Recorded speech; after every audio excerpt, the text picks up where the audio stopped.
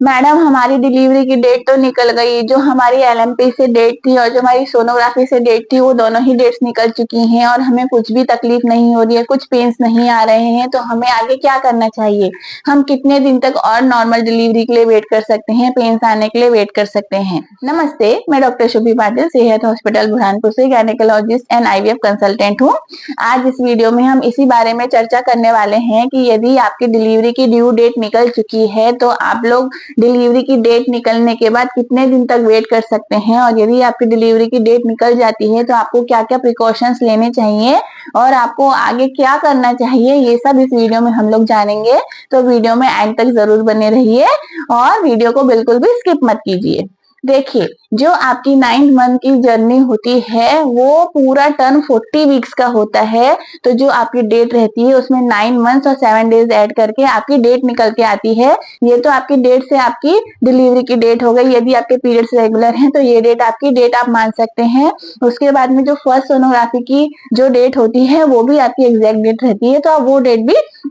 मान सकते हैं। तो यदि आपकी दोनों डेट्स निकल जाती हैं और आपको कुछ भी पेन शुरू नहीं होते हैं तो पेशेंट के मन में एक डर सताने लगता है कि मुझे अभी तक कुछ नहीं हो रहा है, तो आगे क्या मेरी सिजेरियन डिलीवरी ही होगी, क्या मुझे पेन्स नहीं आएंगे, आगे क्या होगा? तो सबसे पहली बात तो ये, जैसे ही आपका 9 मंथ स्टार्ट होता है आपको रेगुलरली डॉक्टर के पास विजिट करना चाहिए, उनके पास चेकअप करने जाना चाहिए। और डॉक्टर्स अगर आपको कुछ इन्वेस्टिगेशंस बोलते हैं, आपको सोनोग्राफीज करने का बोलते हैं, तो आपको बिल्कुल करवाना चाहिए। हम लोग जनरली कलर डॉपलर करवाते हैं, उसमें हमको पता चल जाता है कि आपके बेबी तक प्रॉपरली ब्लड सप्लाई तो पहुंच रही है ना, आपके बच्चे के आजू बाजू का जो पानी है जिसमें बच्चा हाथ पैर हिलाता है, बच्चा मूव कर सकता है, वो अच्छा है कि नहीं, और बच्चे की हार्ट बीट तो कुछ प्रॉब्लम नहीं हो रही है, बच्चे की धड़कन अच्छी चल रही है ना, ये सब चीजें हम लोग कलर डॉपलर सोनोग्राफी में देखते हैं। तो यदि आपकी कलर डॉपलर सोनोग्राफी नॉर्मल आती है तो हम लोग डेट निकलने के बाद भी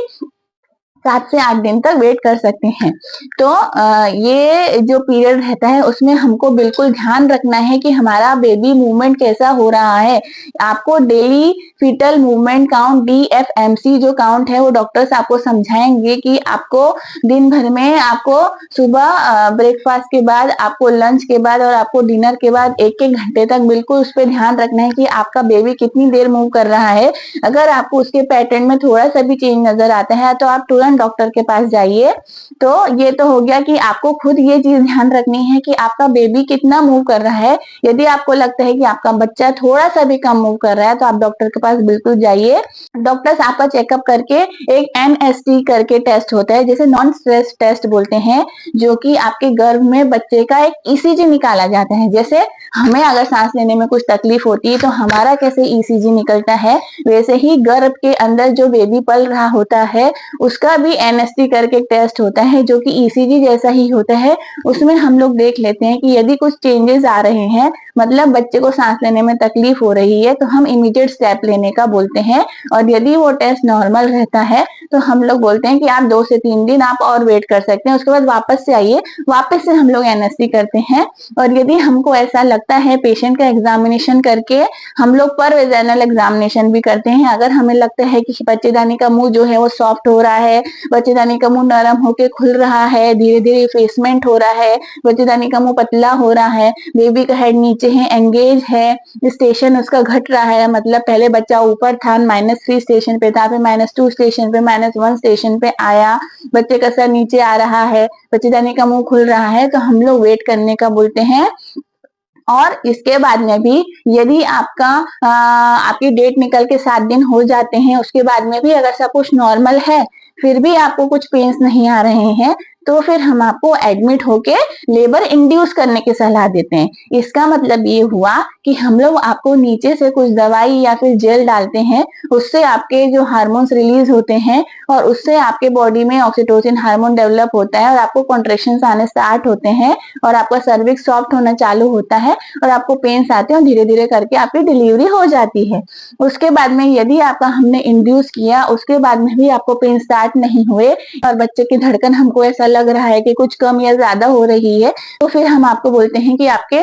बच्चे की धड़कन कम ज्यादा हो रही है, बच्चे को स्ट्रेस हो रहा है, तो आप ज्यादा वेट ना करते हुए आपको ऑपरेशन से डिलीवरी करवा लेना चाहिए। बहुत ज्यादा वेट करने से आपके बेबी पेट में मेक्योनियम पास कर सकता है, पेट में पॉटी कर सकता है और उसे पी सकता है। अगर वो पी लेता है तो इसे मेक्योनियम एस्पिरेशन सिंड्रोम बोलते हैं, जो कि पॉटी बच्चे के सांस की नली में जाती है और लंग्स में जाती है, वहां जम जाती है, तो बच्चे को सांस लेने में तकलीफ होती है। उसके बाद में बच्चे की किसी भी वक्त हालत खराब हो सकती है, गर्भ के अंदर भी और बाहर निकलने के बाद भी हो सकता है बच्चे को NICU में रखना पड़े। तो ये चीज अच्छी नहीं है। अगर डॉक्टर को कुछ भी ऐसा लगता है तो डॉक्टर्स आपको बोलते हैं ज्यादा वेट ना करते हुए आपको डिलीवरी के लिए एडमिट हो जाना चाहिए। ये तो हो गया अनकॉम्प्लिकेटेड प्रेगनेंसीज में हम लोग ऐसा करते हैं, या फिर आपकी पहले नॉर्मल डिलीवरी हो ही रहती हैं बट सेकेंड टाइम आपको पेन्स नहीं आते, तो इसमें भी हम लोग ऐसा करते हैं। बट यदि आपको शुरुआत से कुछ कॉम्प्लिकेशंस हमको पता है कि हाँ आपको हाइपरटेंशन की समस्या है, मतलब आपका BP बढ़ रहा है, या फिर आपकी डायबिटीज की प्रॉब्लम है, आपकी शुगर ज्यादा है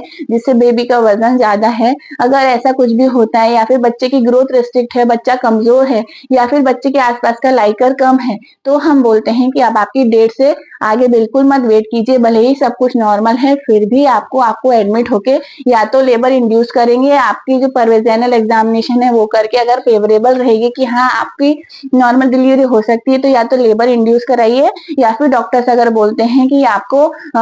नॉर्मल डिलीवरी की गुंजाइश नहीं है, आपको डायरेक्ट ऑपरेशन से डिलीवरी करानी चाहिए, तो मन में सेकंड थॉट ना देते हुए डॉक्टर पे भरोसा करके आपको करवा लेना चाहिए, क्योंकि हमें एंड में माँ भी अच्छी चाहिए, बच्चा भी अच्छा चाहिए। तो अगर आप डॉक्टर की सलाह मानेंगे तो आप लोग फायदे में ही रहेंगे। तो आशा करती हूँ मेरे वीडियो से आपको कुछ हेल्प मिली होगी। यदि आपको इसमें कुछ भी क्वेश्चंस हैं तो आप मुझे कमेंट सेक्शन में कमेंट करके बताइए, मैं कोशिश करूंगी आपके सवालों के जवाब दे सकूं। और यदि आपको मेरे वीडियोस अच्छे लगते हैं तो आगे भी हमारे साथ यूं ही जुड़े रहिए। धन्यवाद।